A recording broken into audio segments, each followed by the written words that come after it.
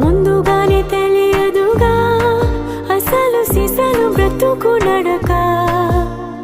సమయము కదలదుగా అప్పుడు ఇప్పుడు కలత కను పాపనంటక. అనుభవాల ప్రతి పాఠం జరిగినాకే కనుగొంటా